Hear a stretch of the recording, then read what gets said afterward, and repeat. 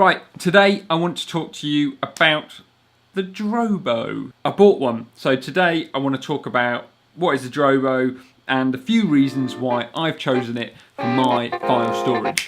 So let's get into it.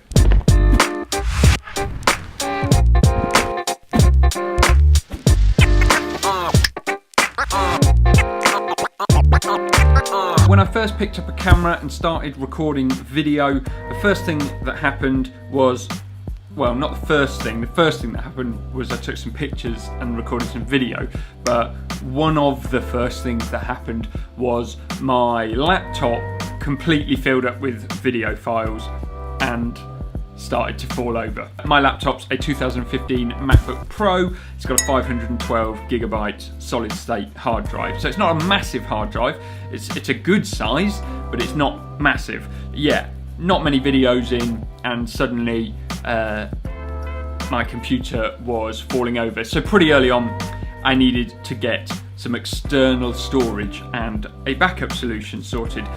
Okay, so this is where I could really bore you with a complete history of how I've ended up where I am today, but instead of going through every single storage device that I've ever owned, which I don't think would be that interesting. If you are interested in that, then let me know in the comments. Perhaps I could do a more detailed video in the future, but it seems pretty boring to me right now. So here's a quick montage of how I've got to here today.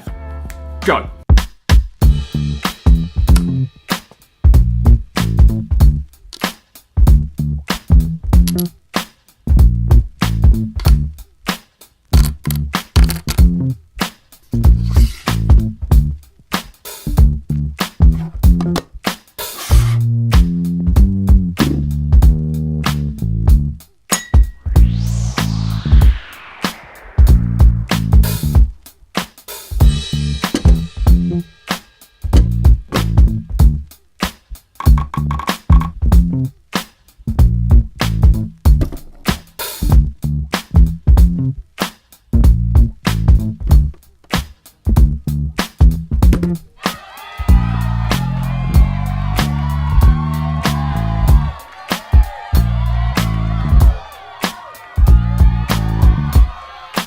Right, so there you have it. Loads of memory cards, loads of hard drives, loads of headaches, and now I've got this Drobo. So the Drobo, to me, I've done some shopping around and I've ended up thinking that the Drobo seems to be the right tool for the job for me. And there's several different reasons why I think it's the right tool, so I'm going to go into them now. So the first reason I've gone for the Drobo is because it's a 5-bay enclosure and it has the opportunity to grow as my storage does. So at the moment I've got a 4TB drive in there, two 2TB drives and a 1TB drive.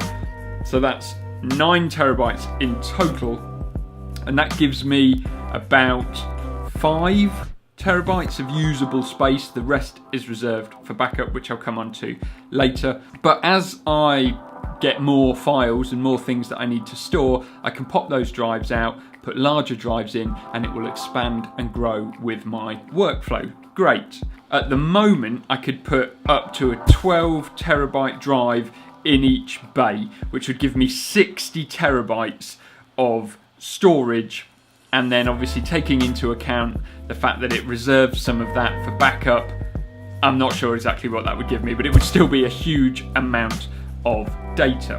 The second reason why I've gone for the Drobo 5D and not one of the other models is that the Drobo 5D is not the latest model.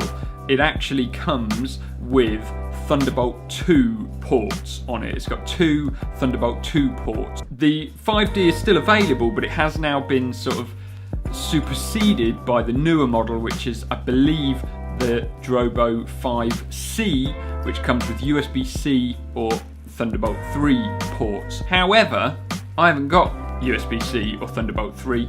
I'm using a mid-2015 MacBook Pro Retina with Thunderbolt 2, so that is the fastest in-out that I've got on my laptop, and therefore there's no point in me getting anything faster at the moment. I know some of you will say that I should have gone for the USB-C one because obviously it's future-proof, but the fact is the USB-C drive would have cost me a lot more money. And until I come to buy a laptop, which is probably a couple of years away yet, this will be perfectly fine.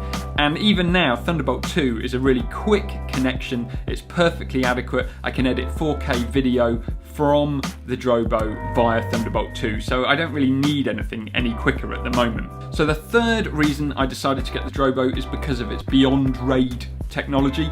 Beyond RAID, I'm not sure what that means. It is essentially a RAIDed enclosure. You do not have to configure anything. With a lot of drives that you get that are RAIDed, you have to dig into the settings, set them up, and choose what sort of RAID you want, whether it's striped or RAID 1, RAID 2, all of those settings. Whereas with Drobo, you've really only got two options. You've got single disk redundancy, and what that means is if one of the disks dies in my Drobo, then the other disks will have backed up what's on it, so I can just replace that one failed drive, not lose any data. The other mode is two disk redundancy, which is the same, but as you may have guessed, means that you can actually lose two of the drives out of 5 and still have all of your data backed up. Now, the two disk redundancy is a great feature, but obviously it does eat massively into the amount of available storage that you have on the drives. And because I already back things up outside of the Drobo, it seemed to me that single disk redundancy is enough for me. So yeah, it's just a really easy device. You plug it in, you turn it on, it sets itself up. So another reason why I went for the Drobo is because it's not only got the 5 bays for the main hard drives, it's also got a SSD slot in the bottom of it, which you can put up to 120 gigabyte SSD drive in the bottom, and what that does is it serves as a hot cache, I think they call it, which basically means any sort of the working files that are being uploaded can be done much quicker to the SSD, and then once it's done that, it kind of transfers them to the main disks in the background, so you don't know about it. All you see is a quicker drive. So yeah, that is a really nice feature. The final reason I went for the 5D is because I was able to get it for a really good cost secondhand. So I paid £250 for the enclosure for the 5D. So yeah, I think they're the main reasons why I chose to get the Drobo. On top of that, a few other bits and pieces. I mean, the thing looks really nice. It's very tidy, it's very well built. It's got flashing lights on it, which I mean is really great. And those lights are really helpful as well because they actually tell you the health of the drives. If they turn orange or red, then you know the drive is failing or going to fail very soon.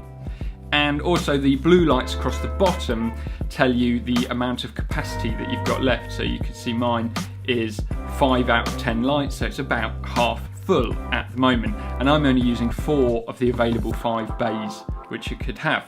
So yeah, this isn't a new thing for me. I got the Drobo a little while ago and I've been meaning to do a video about it, but I've also just been trying to work out my sort of workflow a little bit. So to give you a very quick run through of my workflow, the idea is that the Drobo, I can work from the Drobo, but the main idea is that when I come back from a shoot, I have all of my videos on memory cards and I immediately copy them to the Drobo as a backup, and then I copy them again to this drive, which is kind of my 2 terabyte Lacy working drive.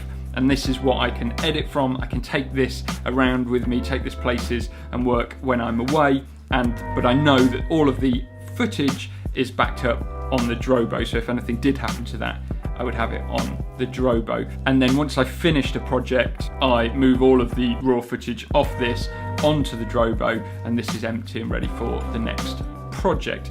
If I need to grab a bit of footage from an old project, then I can grab it off the Drobo. The Drobo is perfectly quick enough to keep up with that kind of thing. Even when you're doing like 4K or multicam edits, it's plenty quick enough to be able to do that. So yeah, I'm really pleased with the Drobo. It's been a really straightforward and simple thing to implement.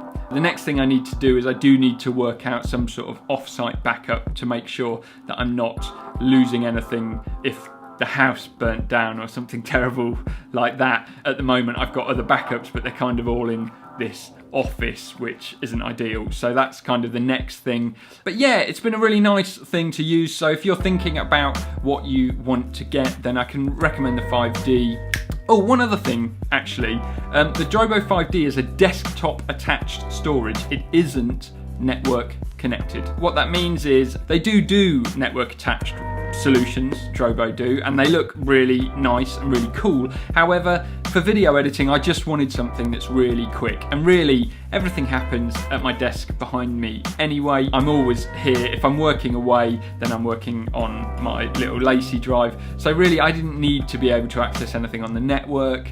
I just wanted the quickest possible way of connecting to a drive. So yeah, that's not a problem for me. Some people think that you know, they really want to use it as a media server as well. That's fine, but for me I just wanted something that was a kind of solid, sturdy, fast beast of a storage device, and I'm pretty happy that that is what I've got with the Drobo. So yeah, that is everything for today. That's why I bought a Drobo. So if you found that useful, give the video a thumbs up, give the channel a subscribe. I do really regular videos. I'm always learning about photography and videography, and as I learn and carry on with my journey of learning, it would be great if you wanted to join me along. So yeah, think about subscribing to the channel if that tickles your fancy.